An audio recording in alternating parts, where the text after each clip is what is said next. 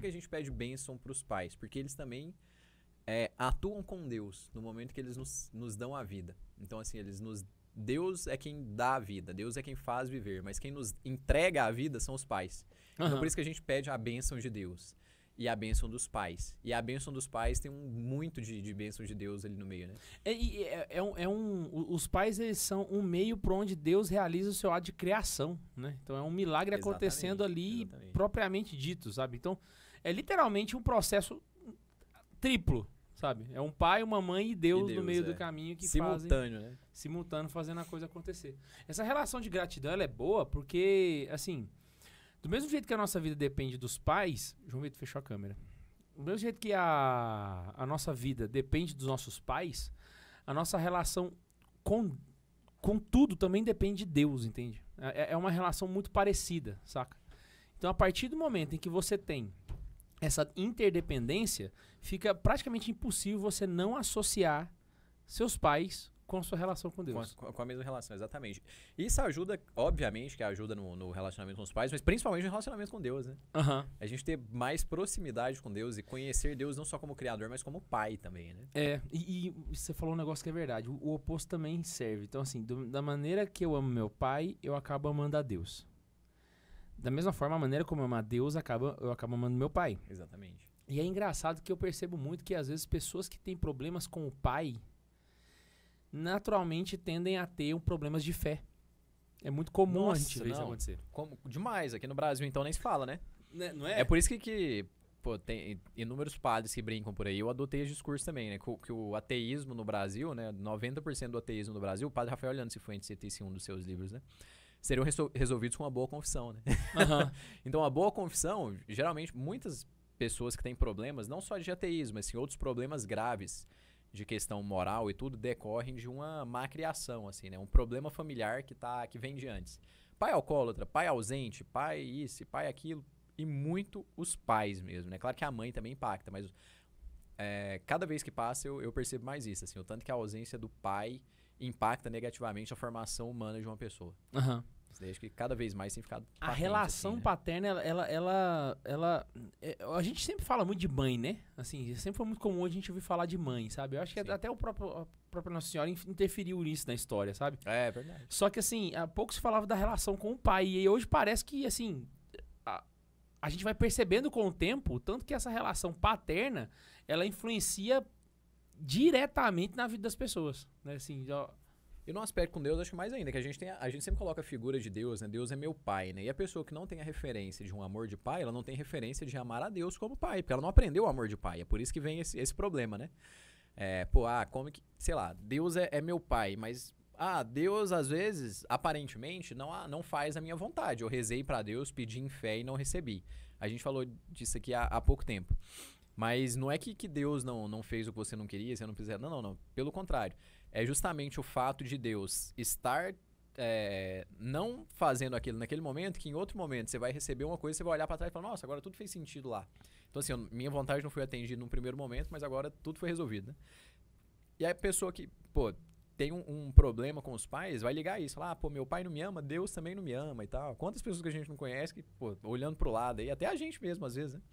Perde essa referência justamente porque a gente tem a figura de Deus como um pai. E é por isso que eu falei da importância do amor do pai também, né? Então, o pai é a primeira referência que a gente faz de amor a Deus com amor ao pai, né? E vice-versa, né? E aí, mano, eu acho que assim, uma hora que a gente entende, né? Por que a gente tem que honrar nosso pai, nossa mãe, qual que é a importância disso pra vida? E assim, eu acho que isso a gente deve ter ouvido falar várias vezes na vida, né? Tem que honrar pai e mãe, por que tem que fazer isso e tal. Eu acho interessante a gente explicar como que isso acontece. Porque às vezes a gente tem na cabeça que essa honra seria, por exemplo, chamar o pai de senhor. Muitas vezes aqui culturalmente a gente tem essa coisa, né? Tipo, que em Goiás é assim, né? Chamar o pai de senhor é honrar pai e mãe, sabe? Ou então falar assim, senhora, né, e tal, não sei o quê. E eu percebo que, assim, isso não é um critério universal. Porque existem casos onde você não chama seu pai de senhor e você o honra. E existem casos onde você pode chamá-lo de senhor e desonrá-lo ao mesmo tempo, saca? Então, quando esse tipo de coisa acontece, a gente percebe que não é simplesmente os atos concretos, mas existem valores universais que são aplicados na piedade filial, que é o nome que a gente dá para isso, né? Esse respeito filial, assim, e tal, né? Então, basicamente, o que a igreja ensina pra gente é que essa relação que nós temos com o nosso pai de honra é basicamente através da obediência e da disposição, saca? Melhor, é da obediência e da docilidade verdadeiras que o catecismo fala. Então, assim, não é simplesmente porque você... Vou dar exemplos práticos aqui, né? A sua mãe vira e fala assim... sei lá, lava a louça pra mim, por favor, sabe? Aí você pode simplesmente virar pra ela e falar assim... Tá bom, vou lá. Percebemos aqui. Teve obediência, não teve? Uhum. Teve docilidade? Não. Não teve.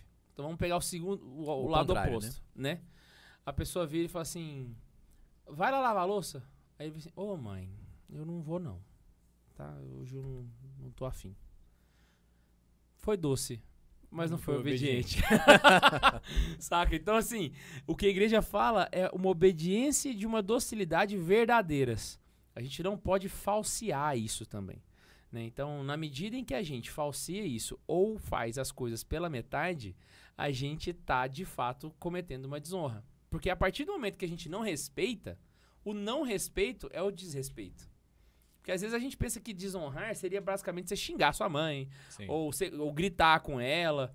Mas a ausência de respeito é também uma forma de desonra. É a mesma referência que a gente usou outro dia do bem e do mal, né? Que o mal é a ausência do bem, né? Então, se a gente não tá fazendo o bem, já é um mal que tá sendo feito, né? Porque o bem que deveria ser feito não está sendo feito. Exatamente. Então, isso é um mal. É a mesma lógica, exatamente. É a mesma lógica aplicada no ato concreto, né? Então, assim, a ausência do respeito é em si um desrespeito. Um desrespeito, né? Então, acaba sendo uma desonra também, né? E aí a gente vai vendo que, assim, quando a gente não coloca isso no nosso exame de consciência, é bem comum que, às vezes, as pessoas cometem esse pecado, assim, a rodo, e nem estão percebendo. Nem percebe, né? Assim, e também já vamos colocar aqui, né? Não é o simples fato também de você não lavar a vasilha uma vez que a sua mãe falou e tal, e seja você falando com rispidez ou não e tal, que vai ser um pecado mortal também, né? Então, assim, a gravidade também é outra coisa, mas sempre é sempre uma ofensa a Deus e aos pais, né? Então, tem a circunstância, né, pro negócio acontecer, né? Que tem que ser levado em consideração. Eu só coloquei isso aqui porque, assim, tem os mais... fugiu a palavra agora. Escrupulosos, isso. Tem os mais escrupulosos ouvintes aí, né? Falar, meu Deus, tem que confessar agora. Tá, exato. É bom confessar sempre, né? Mas não necessariamente por causa disso também. Né?